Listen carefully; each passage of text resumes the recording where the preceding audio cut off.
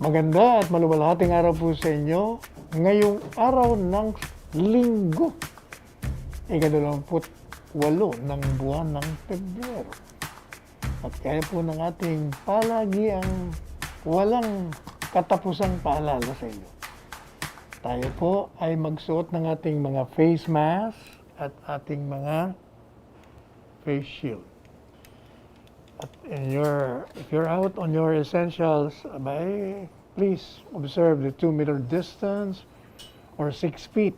At syempre, huwag niyong kakalimutan maghugas ng inyong mga kamay. Palagian with soap and water frequently and thoroughly. And don't also forget, yung ating paalala ng mga magulang natin, mga doktor, mga nutritionists, we should be healthy. Eat healthy foods, vegetables, fruits, drink a lot of water, juices, kahit vitamina, uminom din kayo. Mag-exercise in the morning. Sleep at least 8 hours a day. Yun ang gawin natin para tayo palaging malakas, panlaban sa lahat ng sakit. At huwag niyong kalimutan yung hindi pa nakakapagsimba, Linggo po ngayon. So, dun sa mga simbangan, sa sambangan, sa mga mosque, meron ng mga protocols doon. Kung maaari lang, pairal natin para sa kabutihan niyo po yan. Sundin niyo lahat yung mga pinatutupad nila doon para sa inyong kabutihan po yun. Anyway, sabi po ni Presidente Duterte, kailangan tayong mga Pilipino, tayong mga sambayanan, talagang dapat maingat po tayo habang inaantay natin ang bakuna. Sapagkat si Presidente, he has expressed dismay. Parang hindi niya nagustuhan yung mga mahihirap na bansa at nagde-develop pa lamang. Mukhang nahihirapang magkaroon ng access sa COVID-19 vaccines. Kaya habang wala pa, tayo po ay manatiling alert. Huwag tayong complacent. Keep on wearing your mask, your face shield, washing your hands with soap and water, and observe the physical social distance of 2 meters or 6 feet. Kaya sabi niya, habang inaantay natin itong bakuna, ang ating bansa kailangan palakasin natin yung ating mga depensa. Kaya itong mga local government, sabi niya, kailangan meron kayong mahalagang papel dito. At para maiwasan natin, maibsan natin, tapusin natin yung pagkakalat ng coronavirus, kailangan yung paggamit ng mga face mask, ipatupad natin. Hindi po ba nung isang araw o kahapon ba yun, sinabi natin na mayroong direktiba si Presidente na kailangan yung mga LGUs, magbigay kayo ng mga libreng face mask. Pag hindi nyo kaya, ako magbibigay sa inyo. Hindi nyo kayang bumili, ako ang bibili. Kailangan talaga lahat ng mga gobernador, mga alkalde, mga barangay, patupad po natin yung talagang striktong pag-observe ng health protocols. Sang-ayon po naman dito sa DOH, yung pong mga bata natin at tinatawagan ng mga magulang sa ating mga children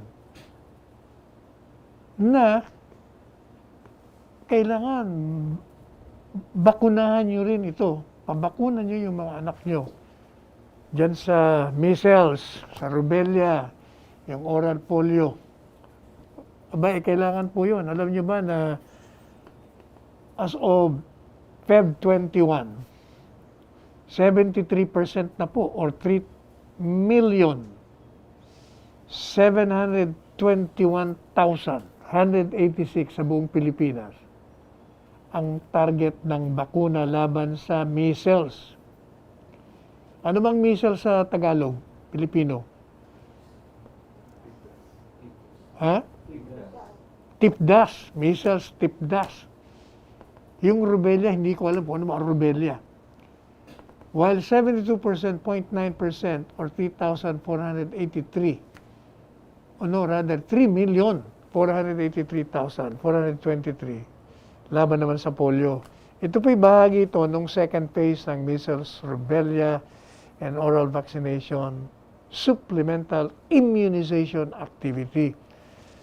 At yung pong numero ng mga bata na hindi pa nababakunahan, mukhang mataas pa ho ang bilang kasi 1.3 million pa para sa measles, sa TIPDAS, sa rubella vaccine, at 1.2 million pa sa mga oral polio.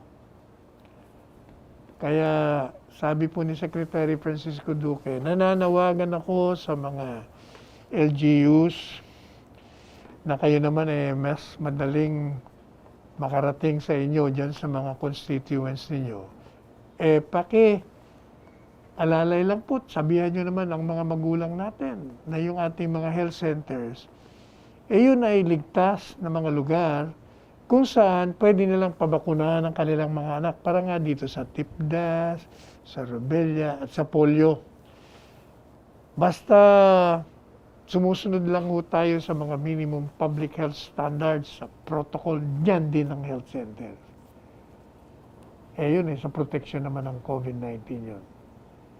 At kung maaari, sabi ng DOH, hinihikayat po yung mga magulang, pati na mga guardian sa mga bata, na kung maaari, makibahagi kayo, mag-participate kayo dito sa programa ng libre. Libre po ito libreng pagbabakuna o immunization. Sapagkat talagang mapapababa natin yung pagkakaroon ng mga kaso ng TIPDAS o measles, rubella at polio. At ito naman talagang ito napatunayan na ito'y ligtas at epektibo po ito. Matagal na. 40 taon na po ito'y tried and tested. At kailangan ng mga magulang, huwag na kayong magdalawang isip pa. Above all, sabi ni Secretary Duque, may iwasan po natin yung hindi dapat mangyari yung pagkamatay ng ating mga anak. Dahil dito sa sakit ng TIPDAS, ng rubella at ng polio. At hindi po kami, sabi niya, nang hihinawa at napapagod na manghikayat sa aming mga magulang, mga ina, na inyong mga anak ay pabakunahan po ninyo. Samantala, ito namang ating Department of Agrarian Reforms. Alam nyo ba? Sangayon dito kay USEC for Support Services Office na si Emily Padilla, meron daw sense of urgency. Nagmamadali tayo, nabigyan natin yung mga magsasaka, yung farming sector natin, yung talagang kailangan nilang ayuda. Kasi ito ang pinaka-vulnerable. Ito talaga naman, ito'y dati ng mahirap at lalong pinahirap pa ng pandemya. Kaya dun sa pamamahagi ng Certificates of Land Ownership Award at dun sa pag-a-award ng 9.3 million package of support services sa Hotel Consuelo Santa Rosa, Nueva Ecija, yun ang sinabi ng ating USEC. Alam niyo ba yung package na binigay doon? Kasama po doon ay 1.81 million pesos financial assistance sa dalawang farmers organization. Nagbigay din po doon ng 2 traktor.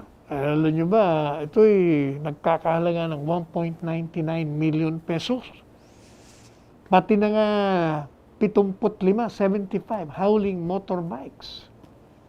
At ang halaga po nito ay 5.51 million pesos ay ipinamigay din. Sabi po nitong USEC, panahon na mga farmers natin, mabigyan ng tulong na kailangan nila sapagkat talaga naman sila ang bumabalikat sa pangangailangan ng ating bansa sa panahon ng pandemya sapagkat talaga sila nagbibigay ng mga lulutuin nating pagkain, di po ba? At para ito'y tuloy-tuloy na programa, sinasabi nitong Yusek Padilla, na mayroong 4 na types of support. Ano ba itong mga support services na sinasabi niya, na binibigay sa mga magsasaka? Ito'y regardless whether sila ay identified agrarian reform beneficiaries o hindi. Whether sila ay qualified o na. Basta, ito yung serbisyo. Unang-una, yung pong social infrastructure building, yung livelihood enterprise development, yung financial credit assistance, yung climate resilient farm productivity support project. O yun ang mga serbisyo. O siyempre, yung social infrastructure building, ito yung kaugnay sa pag-aayos sa mga kalsada, mga tulay, kung ano-ano pang mga kailangan para yung mga dadaanan. Siyempre, yung mga magsasaka, sila nagtatanim ng mga vegetables natin. Pag yun ina-harvest, saan mo naman dadalhin yun kung wala kang mga kalsada, wala kang mga tulay? Yung pagdi-develop ng kanilang livelihood, o di siyempre, yun ang pagbibigay mo ng mga fertilizer dyan, yung pag-ayos mo ng mga patubig dyan, at siyempre, yun namang, halimbawa, kailangan nila ng pera, o edi, pautangin natin, bigyan natin ng ayuda, o pati na yung climate resilient farm productivity support. Madaling sabi, kahit sa anong panahon, kailangan yung mga magsasaka natin, nabibigyan natin ng mga mehora para kahit na mayroong mga dumarating na natural disasters, makakabangon sila at mapoproteksyon na nila yung kanilang mga sinasaka. Ito naman pong Department of Human Settlements and Urban Development, meron ding ginawa para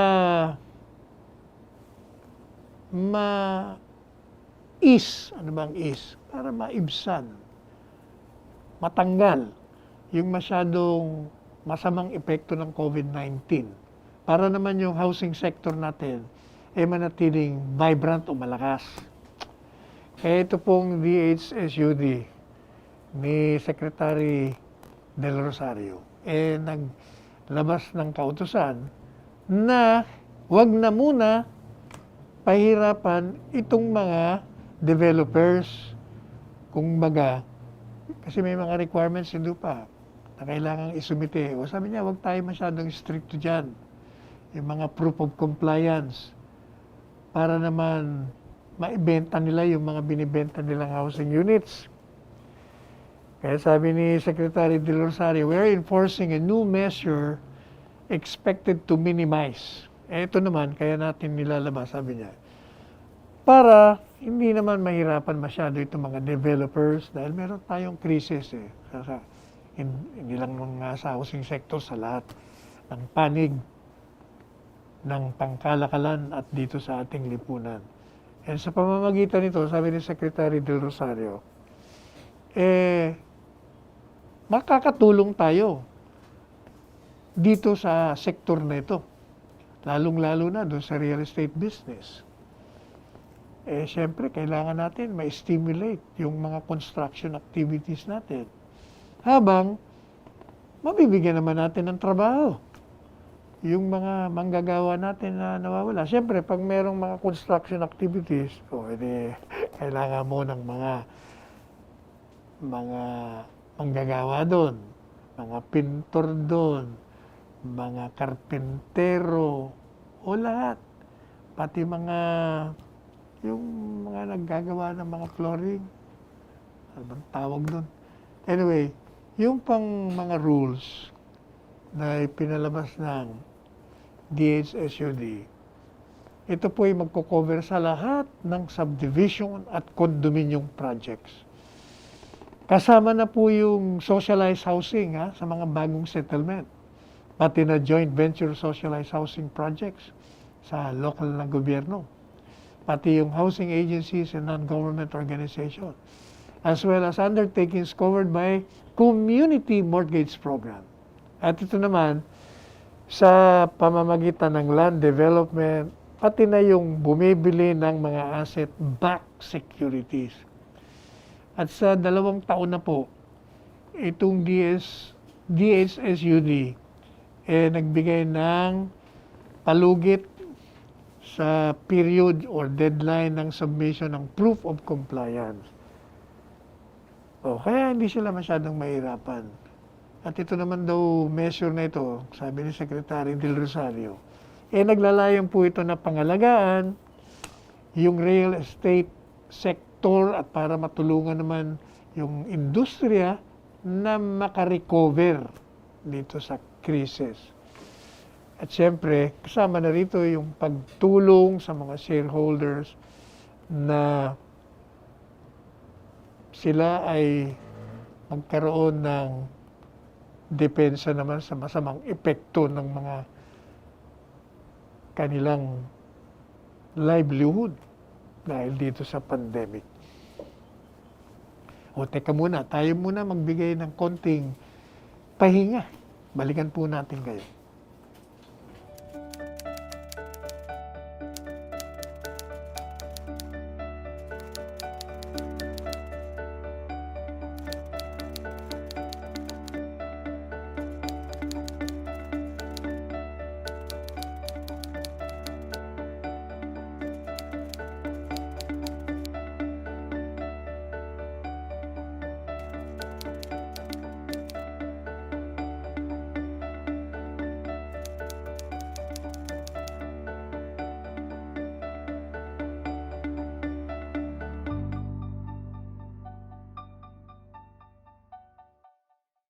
Alam niyo po ba yung Task Force Bangon Marawi? Sinasabi po ng chairman na si Secretary Eduardo Del Rosario noong Huwebes, kahapon ba? Hindi kahapon, nung isang araw pa. Yun daw pong turnover ng mga permanente ito mga shelters. Saan kayo titira? Doon sa mga pamilya na nawalan ng tirahan dahil dun sa nangyaring Marawi Rebellion. Ito ang pinakita niya dun sa kanyang pagbisita sa Islamic City. At ito po ay nagkaroon ng mga pagbabahagi ng mga permanent house ownership certificates mula sa United Nations Human Settlements Program sa 109 IDP families during the inauguration nitong Marawi Settlement Site and Permanent Houses Phase 1 dito sa Barangay West Dulay. Yung pong 109 IDP families ay galing sa iba't ibang mga villages ng Marawi na ito yung naapektuhan, hindi ba? Nung nagka-rebellion, makikita naman ho natin yung mga bahay, pati mga sementado, talagang tinagtad na mga bala, mga bomba, nagkawasak-wasak, sira-sira Kaya maraming nawala ng tirahan doon. Kaya ito pong 109 IDP families, nabigyan nitong mga certificate of ownership ng mga bahay. At doon po sa, alam niyo ba, yung bahay, 2 story, 2 palapag. At meron po itong floor area ng 42 square meters. Meron itong banyo, kubeta, meron ding paliguan, bathroom, merong kusina. At siyempre may ilaw. Meron din mga saksakan ng mga ilaw. Pati na nga yung sewage piping system. Kung saan daraan yung mga dumi doon o yung kung anong hindi dapat dumaan makarating doon sa water system natin. Meron din sila. Kaya kumpleto po electric and water supplies. Ito po, nasa 100 square meter lahat. Yung floor area nila, 42. At sabi po ni Secretary Del Rosario, ito ang unang turnover ng permanenteng housing. At ito ay sumisimbolo ng full commitment ng ating pamahalaan upang matulungan yung mga naapektuhan ng rebellion dyan sa Marawi. At siyempre, pag meron ka ng matatawag na bahay mo, itong mga IDPs na binanggit natin kanina, kasama ito siyempre dun sa overall rehabilitation na ito ay pinamunuan nga ito ni Secretary Del Rosario. At siyempre, pag meron kang bahay, o natural, ito part ito ng safeguard sa coronavirus. Kung baga, you're within the walls, meron kang depensa. Sa halip na nasa labas ka, at ikaw ay at risk ng transmission ng disease, o di, you're in the safety of your homes. Hindi po ba? Samantala, itong DOLE ni Secretary Bebot Bello, nagbigay ho sila ng report na 45,000 workers, biro nyo, 45 manggagawa dyan po sa education sector. Whether ito'y public or private, abay, nagbenepisyo po ito ng COVID-19 Adjustment Measures Program. Ito ang hindi ho alam talaga ng mga kritiko at oposisyon. Hindi natin talaga malaman kung alam nyo ba talaga ito o kunya-kunyari lang kayong hindi alam. Ito yung pala, ang dami nga binibigay. And that will explain why 91% ang approval and trust rating ni Presidente. Kasi yung mga nakakaalam na tinatanong, mga beneficiary sila. Sila, first hand, ang alam nila. Sila mismo tumanggap nitong mga binabanggit nating mga ayuda, tulong sa gobyerno, lahat. Yang dyan sa Department of Housing and Settlement. Ayan, isa na yan. Itong DOLE, ayan pa. At sinasabi po dun sa report ng Bureau of Local Employment, sinasabi po nitong direktor na si Rolly Francia,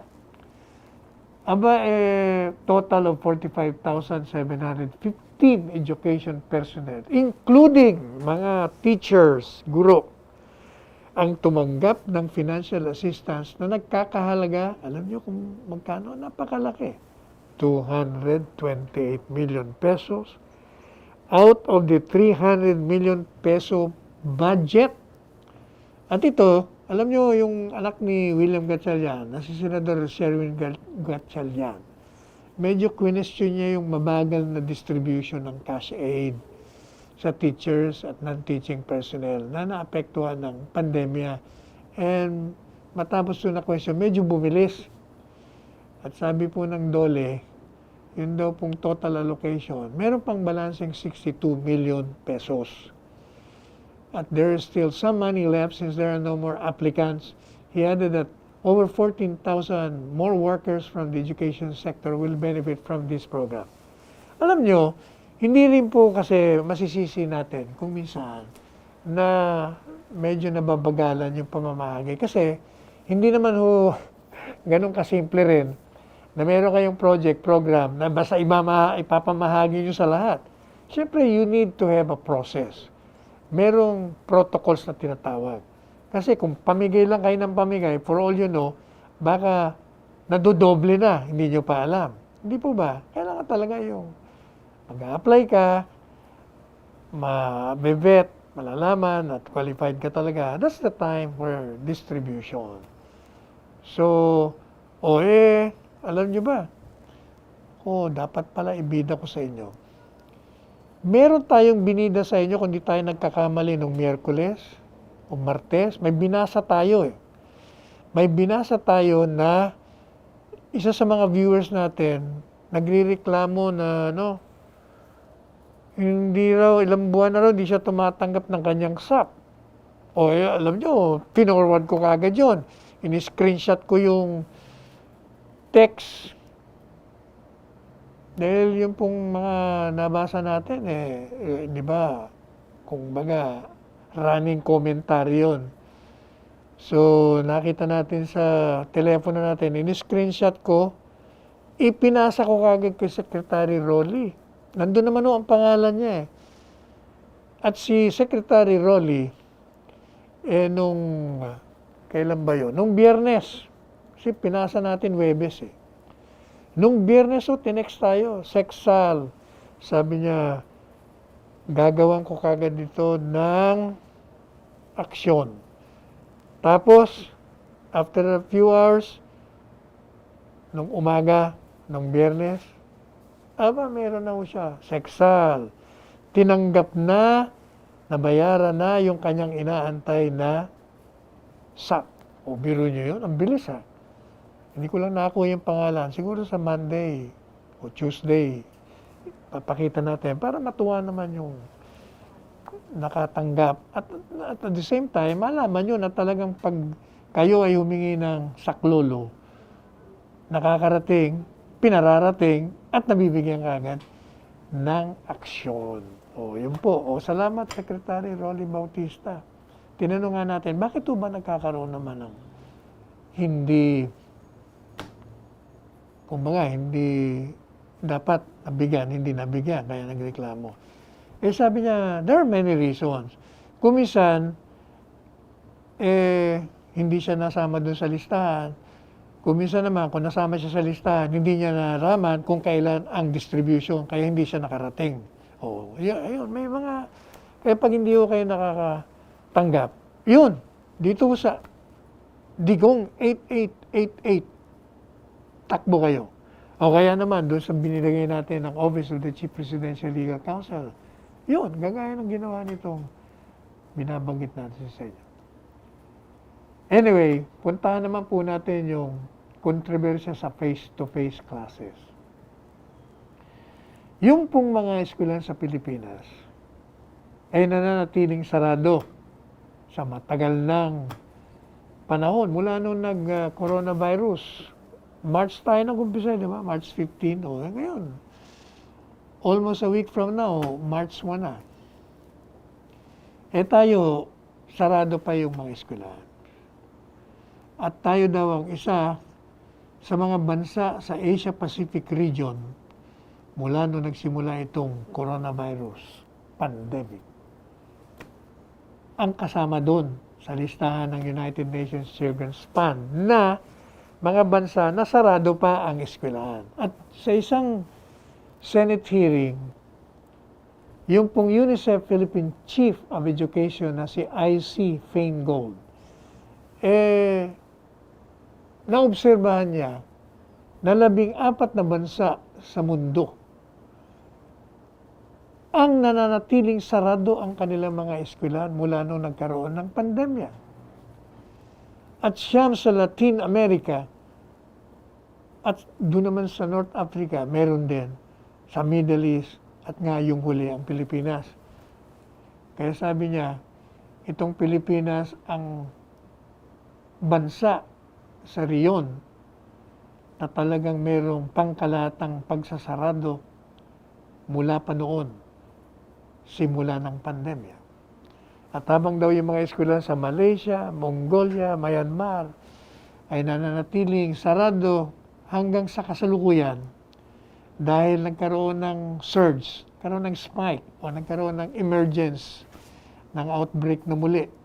Pati na yung nagkaroon pa ng gulo dyan sa mga lugar nila. May political upheaval, di ba, dyan sa Myanmar. Yun daw kanilang mga gobyerno. Initially, pinayagan nila yung partial and full reopening of schools. Pero sabi ni Feingold, nagbabala siya na yung matagalang pagsasarado ng eskwelahan, pati raw yung kawalan ng pag-aaral, ng edukasyon, baka naman magkaroon ng mahabang epekto sa mga bata. Especially yung oportunidad in higher education and accessing better jobs and completing the global economy. It will also negatively impact the Philippines as a whole. So mas matagal daw yung pagsasarado, the most severe would be the impact. Pag ito raw period not having classes is longer, pag mahaba yung pagsasarado, baka hindi tayo makahabol. At ito malalim pa. Alam niyo, meron ding validity yung sinasabi nito. Alam niyo ba kung bakit? Yung aming apo na si Pia, yung anak ni Paulo, ng abogado ko. Abay, nung isang araw, sabi sa kanyang, kasi nagpunta ho dun sa kabilang bahay, dahil 1 unit away lang eh. So palagi araw-araw nandun. Aba, sabi sa kanyang Grandma, I'm bored. Oh, sabi ko, why? There's nothing to do in the house. Oh, sabi ba naman, kung baga nagsawa na siya kadodrawing, nagsawa na siya kapapanood, gusto niya na talaga nagpe-face-to-face class na yung bata, 6 years old na eh. Bored na raw siya eh. Kaya, yung pagbubukas, talaga siguro marami na rin gusto mong bukas. Katunayan, itong habang ang Department of Education sumusunod sa desisyon ni Presidente Duterte na palawigin pa yung pagbubukas. Yung hindi muna pagbubukas. O yung pagbubukas, i-defer muna natin yun. Naiintindihan naman daw nila. Kasi nga, wala pa yung bakuna. Dahil di ba si Presidente, teka muna, pagdating na ng bakuna, saka natin buksan yan. Pati na yung pagluluwag natin sa ating buhay pangkalakalan. Alam niyo si Presidente, nakikinig kasi ito sa scientist eh. Hindi yung totoo yung sinasabi ng mga kritiko na itong si Presidente naglagay daw ng mga militar dyan sa IATF. Wala naman daw alam. Hindi, sa totoo lang. Sa IATF po, nandyan yung mga espesyalista. Bago nagdidesisyon ng IATF, nakikinig muna sa kanila. Kaya sabi ng DO, o rather ng Department of Education, Secretary Briones, sabi niya, kami, nagre-ready kami kung ano mang mga plano. Pag dumating na yung pagsangay ni Presidente sa mga susunod na buwan, nabuksan ng eskwelahan, face-to-face, okay, we're ready. In fact, sabi niya, mayroon ng mga pinaplanong pilot face-to-face classes. At doon gaganapin yun, doon sa mga low risk or at least under the less strict modified general community quarantine. Ito daw holding physical classes. Ito shared responsibility ng local government unit, ng mga magulang, pati na yung mga nandiyan sa transportation sector. At sa pangkasalukuyan daw po, 1,904, public schools nationwide ang na-identify na pwedeng participants dito sa pilot study. Samantala, ito namang mga senador, we need the experience. Gusto nila na magkaroon ng dry run ng face-to-face classes. Kaya sinabihan ng Department of Education, yung plano yung pilot classes, wag yung tanggalin to. Kailangan natin yan eh. Ito naman ang sabi ni Kiko Pangilinan. Senador Kiko, for once, tama naman yung sinasabi mo. Na kailangan talaga mayroong pilot implementation para makita natin yung ano ba magiging resulta ng pagbubukas mo ng face-to-face sa mga areas. Tama ka dyan. Ito naman si Senador Sherwin Gatchalian. Sabi niya naman, hindi naman po ibig sabihin na kinancel yung ating face-to-face. Titigil na rin tayo sa pilot schools. This is a good way for scientists to study what can be done. Actually, hindi ba? Pareho din yan ng nung pag-delay ng bakuna. Di ba sabi natin, blessing in disguise to kasi nagkakaroon tayo ng space, pagkakataon, tsansa, na habang wala pa yung bakuna, tayo bomba ng bomba na, maniwala kayo, okay ang bakuna. Kasi nga, yung mga tao nga, almost 70% ayaw magpabakuna. Ito, habang nadidelay at naririnig nila yung mga eksperto, yung mga panawagan natin ng mga opisyales na tayo ay magtiwala sa bakuna, bumabagsak yung mataas na porsyento ng hindi naniniwala. Dumarami na, di ba? Binigyan natin kayo ng example. Yung Pateros, after 2 weeks na information drive, 79% na okay na ang gustong magpabakuna. O pati daw yan si Amy Marcos, yung senador natin. Nagbigay naman ng kanyang payag. Hinayang na hinayang ako sa nawalang taon sa ating kabataan. Nauna pa sana sa mga mall, sa mga sinyan, sa mga gaming arcade, sa mga sabungan. Ako naman, hindi ako nangihinayang. Alam nyo, palaging ang mahalaga dyan yung safety. Yan palagi natin Hindi maaari. Kaya, meron ngayong, itong si Senador Recto, meron naman sinasabi na kailangan meron tayong programa. Halimbawa, ibabalik mo yung mga face-to-face. Kailangan yung kwarto mo well-ventilated. Pagkatapos, palagi lahat sila naka-maskara, naka-mask.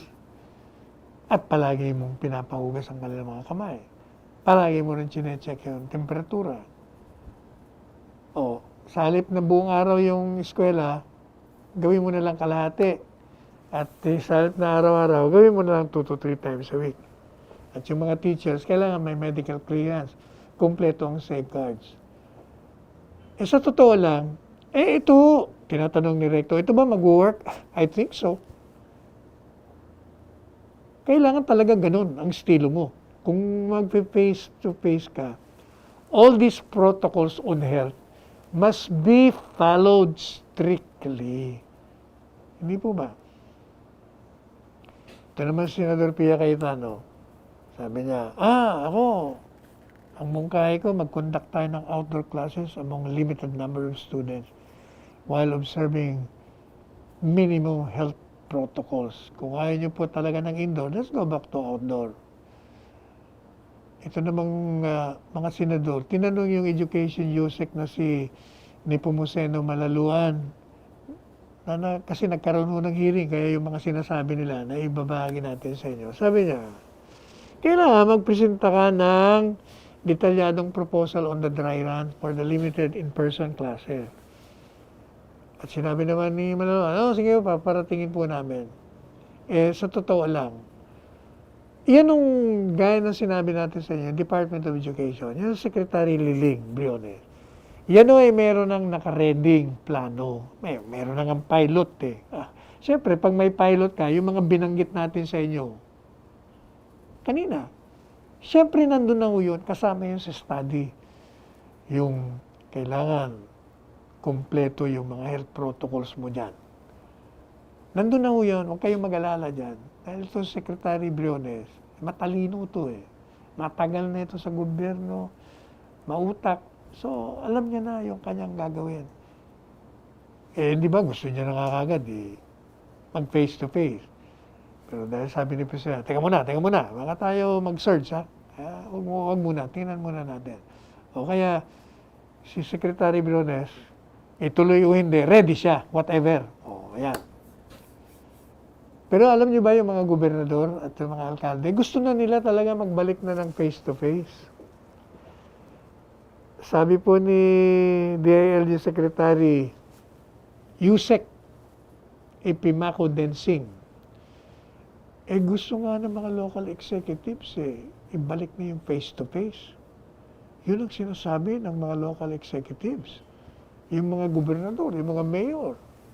Sa pakikipag-usap ko sa kanila, karamihan sa kanila, ay gusto nila talagang buksan yung face-to-face. Kaya ito man blended o talagang wala nang blending. Yun naman ang sinabi niya doon po sa Committee ng Basic Education, Arts and Culture. Ang mahalaga daw, i-permit natin o allow natin ang children to go out for purposes of public education. Pero, sabi naman ni Yusek Densing, ang mga local chief executive, syempre, will always abide dun po sa patakaran at guidelines na pinalalabas ng IATF sa pamamagitan naman ng direktiba ni Presidente Duterte. Ito namang Alliance of Concerned Teachers. ito, mga left-leaning ito. Sabi nila, kailangan pag-isipang maigi ni Presidente Duterte yung desisyon niya sa face-to-face classes. Sa halip na i-reject niya yung rekomendasyon na magkaroon ng limited face-to-face, dapat, sabi nitong left-leaning organization ng mga teachers, magkaroon tayo ng work on school safety para makabalik na yung ligtas na pagbabalik ng guro at mga estudyante. Alam nyo, ito namang, kasi alam mo itong Alliance of Concerned Teachers, kumisa maganda ang mga panukala niya, pero meron siyang mga, mga parinig. Sasabihin niya na naman, it is plainly lazy and imaginative to depend our education on government's delayed and uncertain vaccination program. Problema sa inyo, pag kayo nakakita ng ipupuna, kahit naman exaggerated o hindi totoo, inilalabas nyo, yung mga panukala nyo yan, kasama lahat yan sa pag-aaral. Palaging ang nasa isip ng pamahalaan. At lahat ng pamahalaan yan, syempre yung kaligtasan palagi ng kanilang mga sinasakupan.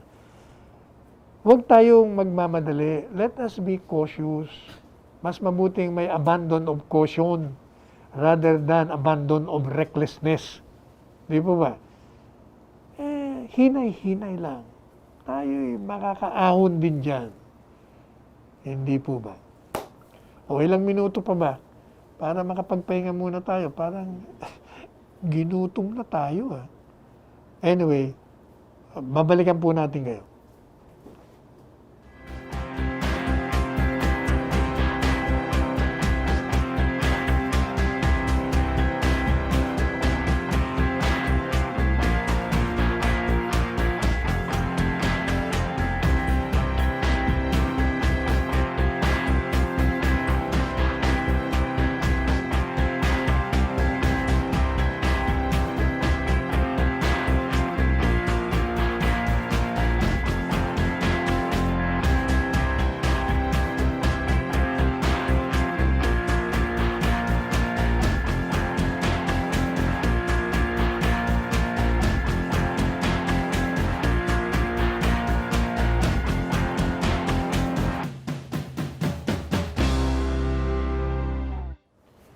O puntahan naman po natin. Alam nyo, a few days ago lang naman to eh.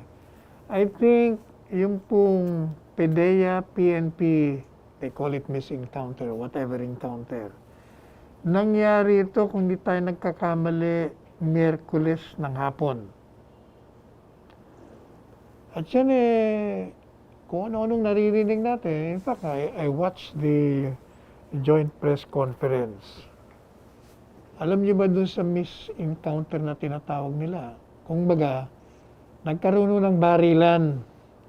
Yung grupo ng mga pulis dyan sa Quezon City at yung grupo naman ng PDEA, Philippine Drug Enforcement Agency operatives. At dalawa ang napatay. Sa pulis, isa naman po na ahente ng PDEA at isang informant nila. At sang-ayon po dito sa dalawa, eto nga, hindi natin malaman pa kung ano talaga. Sabi nila, each of them conducted legitimate by-bus operation on Commonwealth Avenue. O tama, Miyerkules.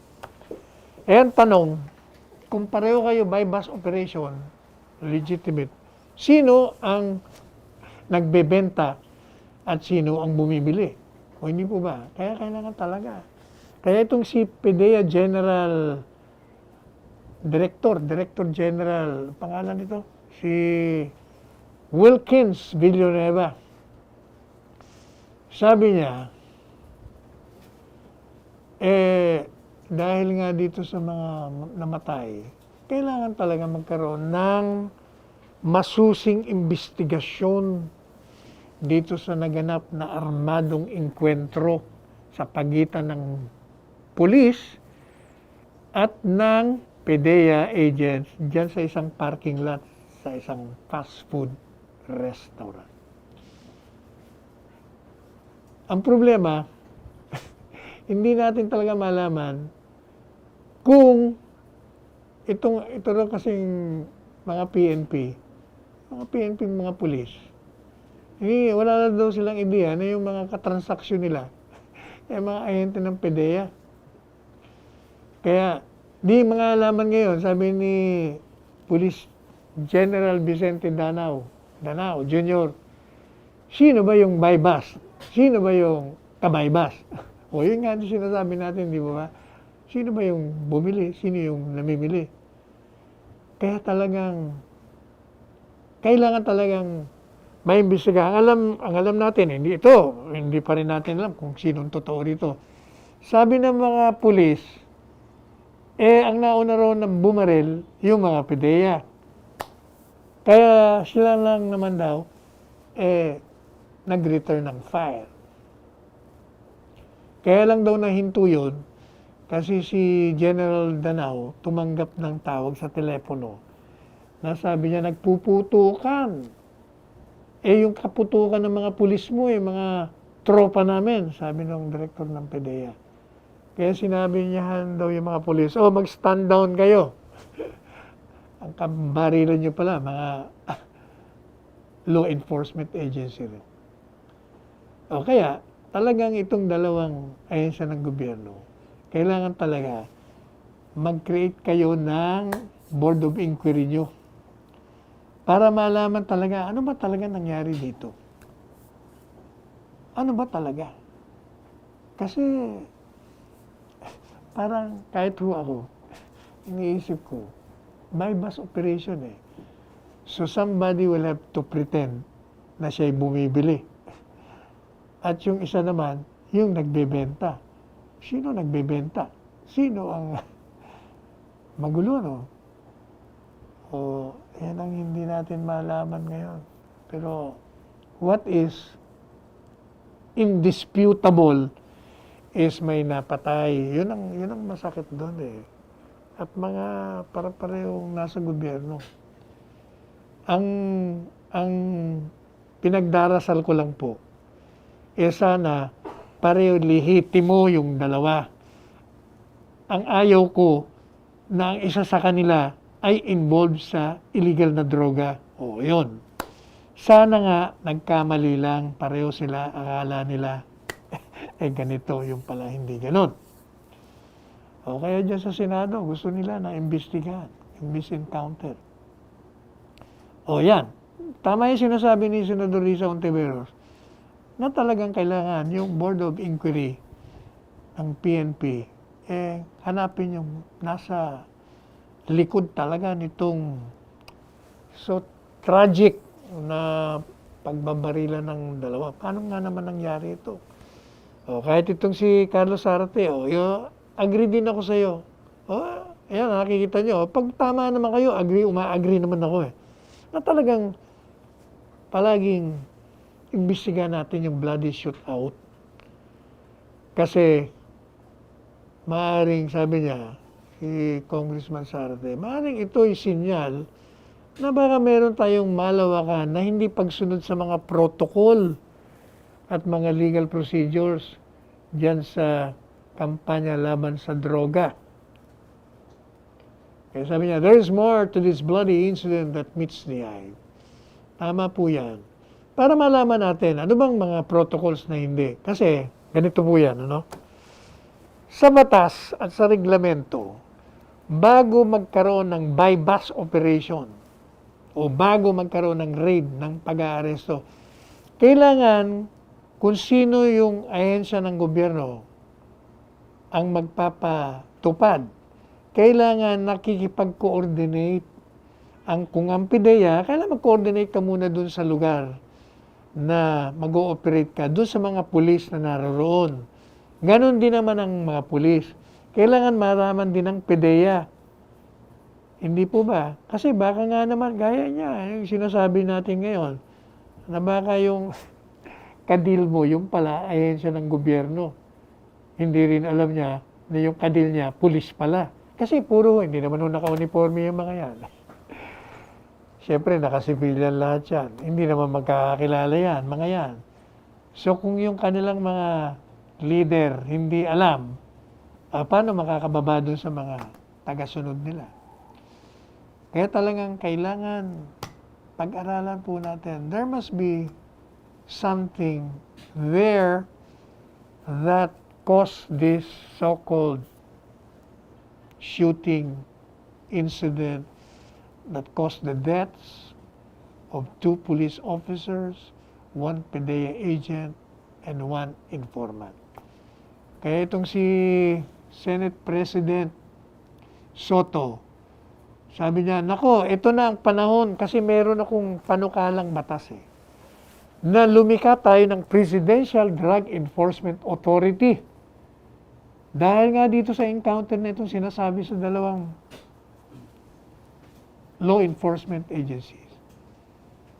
Dito mapapakita yung kagaling at katalinuhan at tamang-tamang panahon na rito sa aking panukalang batas. Lumika na tayo ng Presidential Drug Enforcement Authority para, sabi niya, yung pagpapatupad, yung pag-uusig, yung pag-prevent, pati ng pag-rehabilitate ng mga involved dyan sa drugs, nasa isang super body. Sila na lang. Hindi mo na kailangan ng mga coordination. Dahil kung meron ka ng dangerous drug super body, nandyan na lahat. Di ba? Tama rin naman. Ito nga si PNP Ronald De La Rosa, dating chief, na ngayon ay senador. Sabi niya, mag-schedule ako ng Senate hearing dito para malaman natin kung ano nangyari dito. Sa tingin niya raw, merong kakulangan sa coordination. Kung meron naman daw proper coordination, baka meron din negligence. Teka muna, kung may proper coordination, how can there be negligence? Ang importante talaga, may coordination. Alam mo na, ito may bypass operation kami. Ito ang kausap namin. Ito ang ganito namin. So kung nag-coordinate ka doon sa itaas ng PDEA, teka muna, bata yata namin yun. Baka nagkakamali kayo. Hindi ba? Yun ang kahalagahan ng tinatawag na coordination. Ito naman si Secretary Guevara. Sabi niya sa isang online ng 46 session ng Human Rights Council sa Geneva, Switzerland. Sabi niya, ang Pilipinas, ini-emphasize na meron tayong malakas na legal and judicial system at domestic accountability pagdating dyan. Kaya sabi niya, ang Pilipinas endures the challenges, yung hamon ng global pandemic. Habang ito'y nananatiling committed sa human rights and greater good of its people. Katunayan, sabi niya, kami nga tumugon dyan sa coronavirus Naglunsad kami ng pinakamalaking emergency subsidy program sa kasaysayan ng Pilipinas. Sinuportahan namin yung mga talagang mahihirap, yung nawalan ng trabaho, mga manggagawang na-dislocate, mga low-income households, mga matatanda, mga babae, mga bata, wala dyan. At yan, ginawa natin. Kaya pati na nga dyan pagdating dyan sa pagpursige ng justice system natin,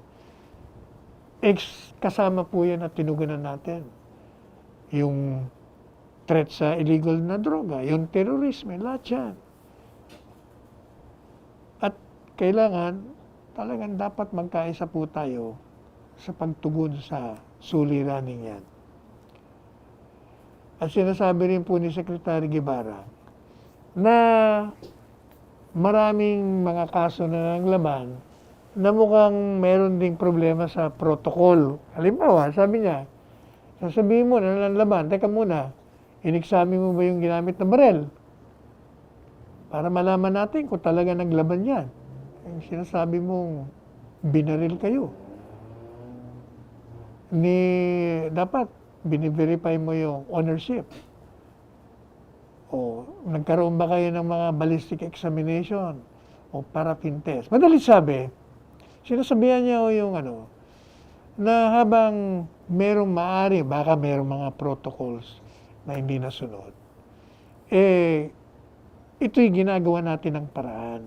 Gaya na nga ho ng matagal na nating sinasabi, anumang abuso, anumang mali, talagang we prosecute them.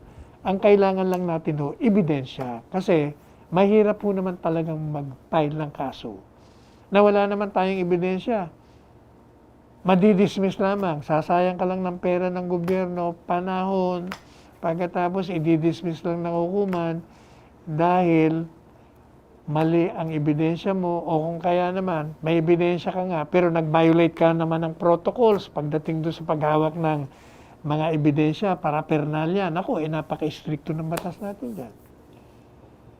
Kaya sabi ni Presidente, nag-iisip ako na lumika ako ng isang team ay ang gagawin lang nito, mag-monitor ng mga government officials, lalong-lalo na yung mga enforcement officers na tanggal sa serbisyo. Bakit kanyo? Kasi yung mga natanggal sa serbisyo ng mga pulis o mga law enforcement, tandaan nyo, magagaling yun. At maaring, dahil nawalan sila ng trabaho, papasok na sila sa illegal. Kaya kailangan, sabi niya, yung PDEA o yung mga natanggal dyan, kailangan you keep track of these dismissed law enforcement officers. Bantayan nyo sila. Yun lang ang, meron kayong grupo dyan na yun lang ang gagawin, babantayan. Kasi, marami, sabi nga ng mga naririyan, ang nasusuhulan. Kung ikay kayang masuhulan, may problema tayo. Dapat wala ka dyan, sapagkat dyan magsisimula ang sunod-sunod na krimen. Yung mga nagsasagawa niya, wala kayo dapat dyan sa law enforcement, dapat nandiyan kayo sa kalsada. At kayong dapat na paghuhulihan, kulong. Kaya, alam po ninyo, yung kasing droga, napaka source of malaking pera. Madalit sabi, madali ang pera dyan Kaya marami talaga nasisilaw dyan. May mga pulis, may mga PDEA na nasisilaw din dyan. Kaya nga natatanggal Kaya, sinasabi ni Presidente, bantayan niya yan. At sabi niya talagang lalabanan natin ang korupsyon hanggang matapos ang aking termino. Sabi ni Presidente, madali kong malalaman dyan sa mga opisyalis ng law enforcement, yung illegal na nagdidetini o kaya naman pinapatay niyo yung mga biktimang inosente. Pagkatapos pinalalabas yung drug dealers. Nako, matagal na ako dyan sa labanan na yan, sabi ni Presidente. Kaya sabi niya, tinitingnan ko lahat yan sapagkat hindi ako nagtitiwala sa lahat sa kanila. Meron talagang mga unscrupulous, may mga rotten eggs. Anyway, mukhang inabot na naman po tayo ng oras. So tayo po ay pansamantalang magpapaalam. Ang inyong lingkod, Salvador Panelo. Hanggang bukas na muli. Bukas po. Kanina, 1 to 2 tayo dahil linggo ngayon Bukas po, 2 to 3 tayo. Balik tayo sa 2 to 3. Monday to Friday. Maliban pa sa Facebook everyday. Pag Monday, Wednesday, Friday, lumalabas tayo sa PTV4. So, tayo po ay makikiusap na muli. Gaya ng pakulis ni Presidente Duterte, tayo po ay magsuot ng ating mga maskara. Ating pong mga face shield. Tayo po ay mag-observe ng 2-meter distance. Maghugas tayo ng mga kamay with soap and water. Thoroughly and frequently, madalas. At syempre, Ay, huwag niyo kong kalilimutan, tayo magkaroon ng malusog na katawan. Sapagkat yan ang katutubo, natural na depensa natin sa lahat ng sakit. Kay coronavirus siya, whatever sakit pang gustong dumapo sa atin. Pag healthy body ho tayo, di syempre, mahirapan sila. So how do you do that? Do you eat vegetables, eat nutritious food, eat fruits, drink a lot of water, exercise daily, what else? Matulog kayo ng 8 hours a day. And more importantly, sabi ng mga nag-research, be in a happy mood palagi para humaba ang buhay po ninyo. At pag kayo natulog na at nagising sa umaga, huwag niyong kalimutan. Let's thank God for the lives that this God has given us and extended, and for the food that we eat every day, for the blessing and the bounties. And also, makiusap po tayo na alalayan tayo, akayin tayo dun sa palaging righteous path na tinatawag. Ako po inyong lingkod, Salvador Panelo, nagsasabing, let us tread the path of roses and let us go beyond the path of thorns. Magmaalan tayo. And I love you all.